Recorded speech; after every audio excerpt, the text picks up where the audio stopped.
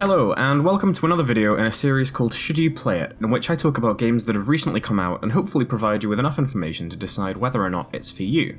Today we're talking about Graceful Explosion Machine, which is, by the way, an absolutely phenomenal name for a game. This game was developed by a Toronto-based indie game studio called Vertex Pop, and it's already been out for a few months on the Switch, but is now also out on both PS4 and Steam too. Graceful Explosion Machine is a side-scrolling arcade-style shoot-'em-up which takes clear inspiration from other classics throughout the genre's history, namely games like Defender, Gradius, and the more recently released Resogun. To be perfectly frank with you, if you like the games I've just mentioned, or the side-scrolling shooter genre in general, then you can probably stop watching in a second because you're definitely going to like the game. I'm not going to need to convince you. If you do need a bit more convincing though, let's hop right into it, let's not waste any time. The first thing you notice about a game before you've got to grips with it and how it plays is the visuals, and they don't disappoint here. Despite how frenetic and fast-paced the game can be and how much stuff can be going on the screen, the art design and style is at its core very minimalistic, which is a good thing because there's nothing for the gameplay to hide behind, if that makes any sense. The use of colour is lovely and thematically matches whatever planet the level is on, which is a nice touch. The levels are generally quite small, but most of them loop around, which gives the impression of more space than there actually is. The HUD is really unobtrusive, which is ideal in a game like this where you need to focus and not have any distractions on the side.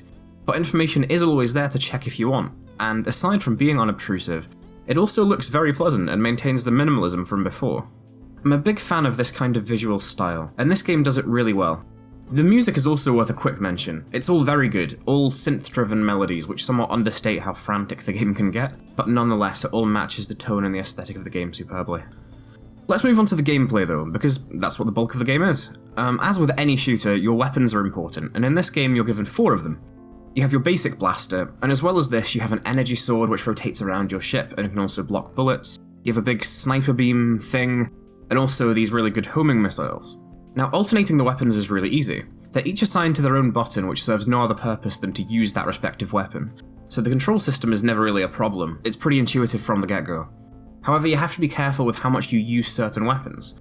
There's a power bar at the bottom which is depleted by using any of the weapons that aren't your blaster, which means that you can't just spam missiles, for example. The bar regenerates by killing enemies and collecting these yellow diamond things, and altogether this makes for a really interesting combat dynamic, where you have to be sparing in how much you use your stronger attacks, but also aware of the fact that if you don't use them at all, you'll probably not do very well.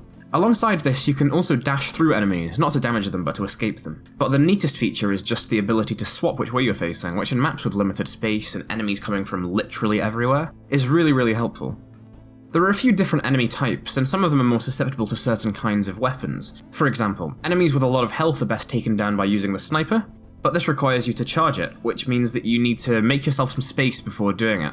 This all comes together to make a very congruent and cohesive system where everything has its place and its role and plays it really well. I want to touch on difficulty quickly too.